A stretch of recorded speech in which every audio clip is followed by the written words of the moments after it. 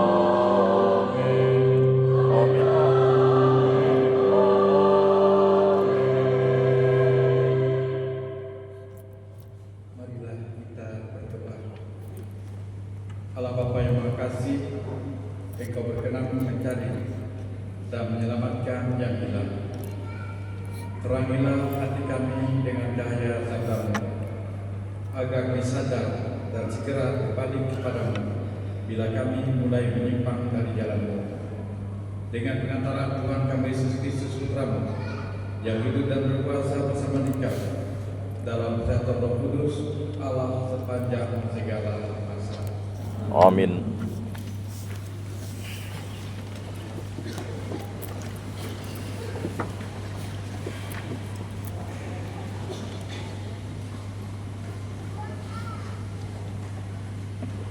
Bacaan dari Kitab Wahyu. Inilah wahyu Yesus Kristus yang dikaruniakan Allah kepadanya, supaya ditunjukkannya kepada hamba-hambanya apa yang harus segera terjadi. Maka ia mengutus malaikatnya untuk menyatakan semuanya kepada Yohanes hambanya. Yohanes telah bersaksi tentang firman Allah dan tentang kesaksian yang diberikan oleh Yesus Kristus, yaitu segala sesuatu yang telah dilihatnya. Berbahagialah orang yang membacakan dan mendengarkan kata-kata nubuat ini, dan yang menuruti apa yang tertulis di dalamnya, sebab waktunya sudah dekat. Dari Yohanes kepada ketujuh jemaat di Asia Kecil, kasih karunia dan damai sejahtera menyertai kamu dari Dia yang ada kini, dulu, dan yang akan datang, dan dari ketujuh roh yang ada di hadapan tatanya, dan dari Yesus Kristus menyertai kalian. Tuhan bersabda kepadaku, tuliskanlah kepada malaikat jemaat di Efesus, yang memegang ketujuh bintang di tangan kanannya dan berjalan di antara ketujuh kain dia emas. Aku tahu segala pekerjaanmu, baik jerih payahmu maupun ketekunanmu. Aku tahu bahwa engkau tidak dapat sabar terhadap orang-orang jahat, bahwa engkau telah mencobai mereka yang menyebut dirinya rasul, padahal mereka bukan rasul. Engkau telah mendapati bahwa mereka pendusta. Engkau tetap tabah dan sabar. Engkau menderita sengsara demi namaku dan tidak mengenal lelah. Namun demikian aku mencela engkau, karena engkau telah meninggalkan kasihmu yang semula. Sebab itu sadarilah betapa dalamnya engkau telah jatuh. Bertobatlah dan lakukanlah lagi apa yang kau lakukan semula. Demikianlah sabda Tuhan. Syukur kepada Allah.